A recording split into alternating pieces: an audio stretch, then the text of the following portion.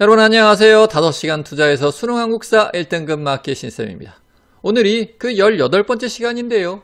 오늘은 현대사 첫 번째 시간으로 8.15 광복부터 6.25 전쟁까지 살펴보겠습니다. 자, 그럼 문제풀이 시작하겠습니다. 1번 2021년도 기출문제네요. 가회의에 대한 설명으로 옳은 것은 가의 결정사항에 따라 설치된 미소 공동위원회에서 질문서를 준비하였습니다. 여러분 첫 줄에서 게임 끝났죠? 미소 공동위원회는 어떤 회의의 결정사항에 따라 설치되었다? 그렇죠. 모스크바 3국 외상회의. 따라서 이 문제는 모스크바 3국 외상회의에 대한 설명으로 옳은 것 찾아라. 1번 헌의 6조가 채택되었다. 헌의 6조는 언제 채택된다?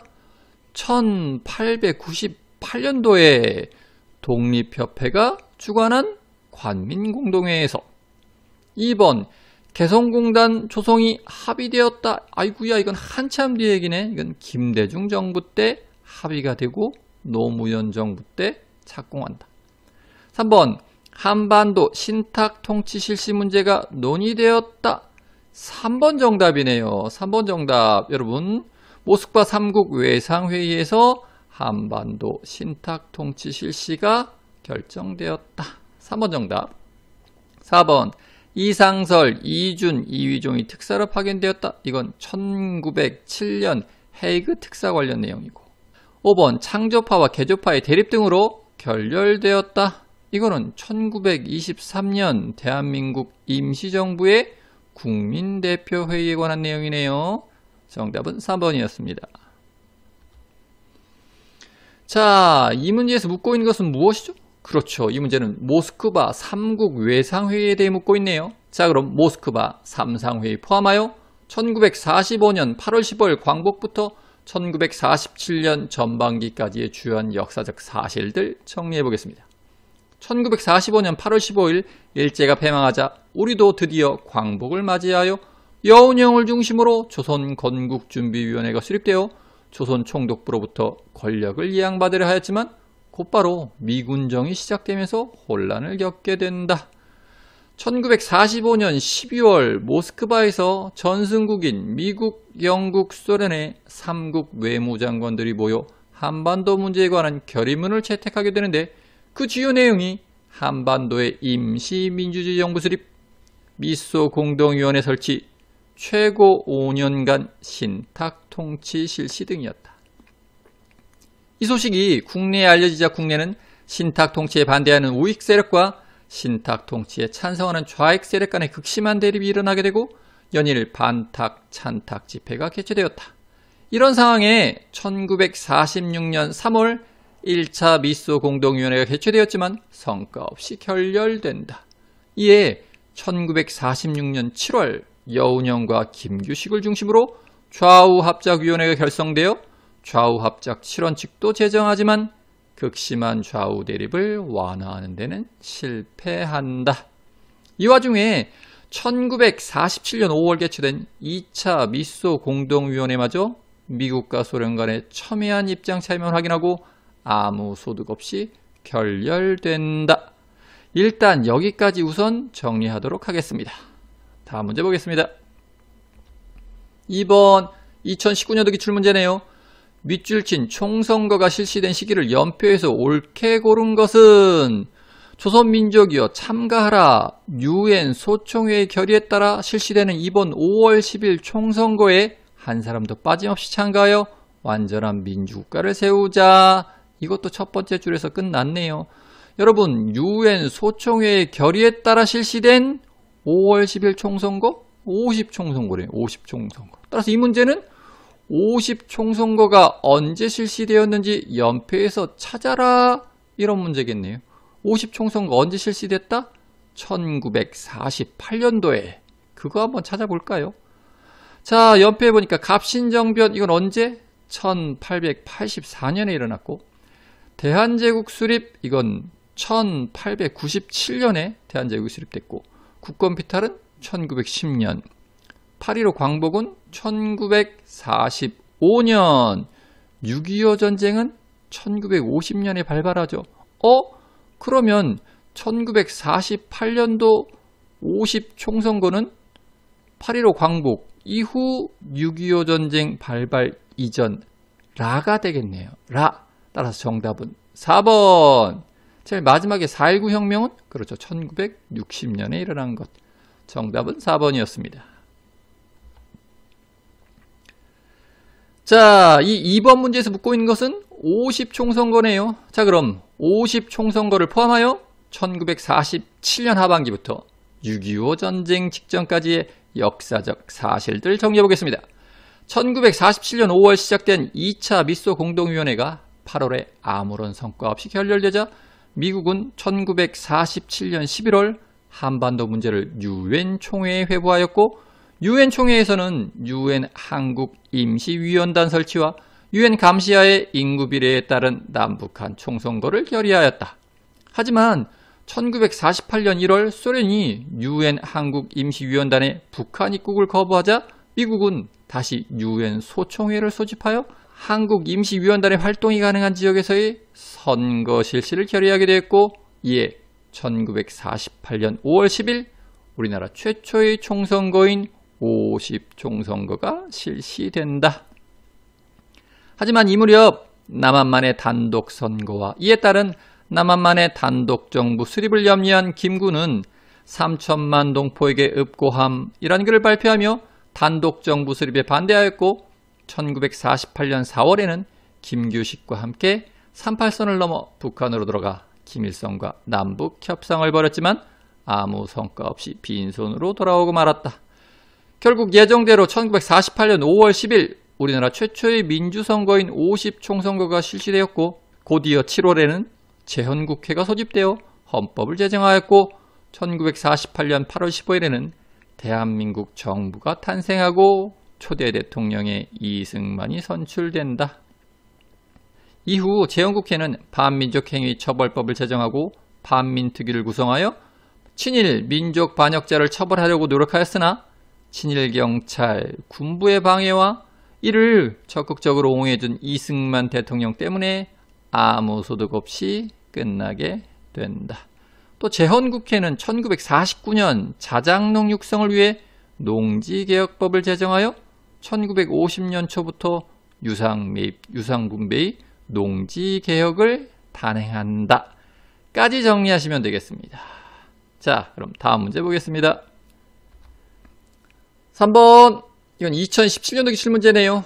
가에 들어갈 내용으로 옳은 것은 가의 주요 내용, 정부가 사들이는 농지, 농가 아닌 자의 농지, 작용하지 않는 자의 농지, 가구당 3정보 초과 부분 농지, 분배받은 농지 대금의 상환 방법, 해당 농지 평년작 주 생산물의 1.5배를 5년 동안 나누어 상환. 재헌국회가 농민을 위한 조치를 취했군. 좋은 일이야. 자정농이 늘어나겠어. 여러분, 재헌국회가 자장농 증가를 위해서 한 조치는 과연 무엇일까요? 그렇죠. 농지개혁법. 어디 보기에서 한번 찾아볼까요? 1번 방공령. 이건 1880년대 후반 쌀 수출 금지 명령이고요. 2번 식량 배급제. 이건 1930년대 이후 민족 말살 통치기 때 일제가 시행한 정책. 3번 농지개혁법. 이게 바로 정답이네요. 3번 정답. 4번 경제개발 5개년 계획. 경제개발 5개년 계획이 최초로 실시된 건 그렇죠. 박정희 정권 때. 5번 대한제국 칙령 제41호. 이건 당연히 대한제국 칙령이 대한제국기에 선포된 거. 근데 이게 왜 중요하죠? 그렇죠. 이게 1900년에 반포된 칙령인데요. 여기서 독도가 명백히 대한제국의 땅임을 선포하였다. 어쨌든 이 문제 정답은 3번 농지개혁법이었습니다. 자, 이 3번 문제에선 농지개혁법에 대해 묻고 있네요. 정리되신 분은 그냥 넘어가시면 되고, 아직 정리 안 된 사람은 2번 문제 핵심 요점 복습. 자, 그럼 다음 문제 보겠습니다. 4번 2018년도 기출문제네요. 가에 들어갈 내용으로 옳은 것은 주요 양력 볼까요? 1919년 파리 강화회의에 파견되어 독립청원서를 제출하다. 1935년 김원봉이 주도로 결성된 민족혁명당에 참여하다. 1944년 대한민국 임시정부의 부주석으로 선임되다. 1948년 김구와 함께 평양에서 개최된 남북협상에 참가하다. 따라서 이런 주요 양력을 갖고 있는 역사적 인물은 그렇죠. 김규식이네요. 따라서 이 문제는 1946년도에 김구식이 한 행동을 찾아라. 자, 한번 보기 볼까요? 1번. 갑신정변을 주도하였다. 여러분, 갑신정변은 1884년. 우선 연도가 안 맞고. 2번. 조선혁명선언을 작성하다. 여러분, 조선혁명선언은 뭐죠? 그렇죠. 의열단의 행동강령. 이거 언제 누가 만들었다? 1923년도에 신채호가 작성해준다. 3번. 좌우합작운동에 앞장서다. 3번이 정답이네요. 1946년 김규식은 여운형과 함께 좌우합작위원회를 구성해서 좌우합작운동에 앞장서다. 3번 정답. 4번. 홍커 공원에서 의거를 일으키다. 누가? 윤봉길 의사가. 언제? 1932년에. 5번. 대한민국 초대 대통령으로 선출되다. 이건 이승만 대통령에 대한 설명이네요. 정답은 3번이었습니다. 자, 이 4번 문제는 김규식에 대해 묻고 있네요. 그럼 김규식에 대해 정리해 보겠습니다. 김규식은 1881년 태어나서 선교사 언더우드의 도움으로 미국으로 유학을 가 미국 프린스턴 대학에서 석사학위를 받고 귀국한다. 1910년 국권이 피탈되자 그는 1913년 상하이로 망명하였고 1919년에는 대한민국 임시정부의 외무총장 자격으로 파리 강화회의에 파견된다. 그는 1935년 민족혁명당 결성에 적극 참여하였고 1942년에는 대한민국 임시정부 국무위원에 선출된 뒤 1944년 김구 주석 바로 아래인 대한민국 임시정부 부주석에 임명된다. 그는 8.15 광복 직후 귀국하여 1946년 여운형과 함께 좌우합작위원회를 결성하여 좌우합작운동에 앞장섰으나 큰 성과를 거두지 못하였고 1948년에는 김구와 함께 평양에서 개최된 남북협상에 참여하였으나 이 역시 성과 없이 끝나게 된다.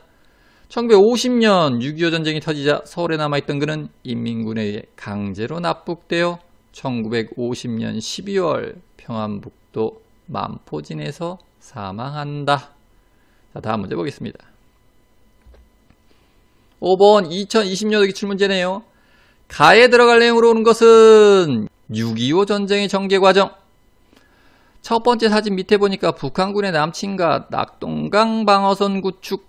두 번째 사진 밑이 가고, 세 번째 사진 밑에 설명이 중공군의 개입과 일사후퇴. 따라서 가에 들어갈 내용, 즉 북한군의 남침과 낙동강 방어선 구축 이후 사실이고 중공군의 개입과 일사후퇴 이전 사실 찾으면 되는 거네요. 1번 신미양요와 어제연의 항전. 이거는 1871년 한참 전 얘기고. 2번 인천 상륙작전과 서울수복. 2번이 정답이네요. 3번 50총선과 재헌국회 구성. 이건 6.25 전쟁이 발발하기 전인 1948년도 얘기. 4번 운요 사건과 강화도 조약 체결. 운요 사건은 1875년에, 강화도 조약은 그 다음엔 1876년에 체결된다. 5번 한인애국단 결성과 윤봉길 의거. 한인애국단은 그렇죠 1931년도에 결성이 되고 윤봉길 의사 의거는 그 다음엔 1932년. 자, 이 5번 문제는 6.25 전쟁에 대해 묻고 있네요. 그럼 6.25 전쟁 정리하겠습니다. 소련과 중국의 도움으로 전쟁을 준비해온 북한군은 1950년 6월 25일 새벽에 기습 남침을 개시한다. 개전 초기 국군은 사흘 만에 서울을 함락당하고 낙동강 전선까지 밀리게 된다.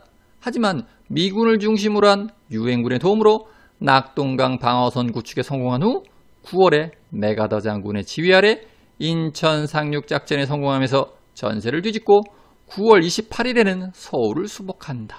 이후 38선을 넘어 북으로 진군을 계속하여 압록강 근처까지 진군하였으나 10월 말 중공군의 개입으로 후퇴하기 시작해 1951년 1월 4일에는 서울을 다시 함락당하는 일사후퇴를 겪는다.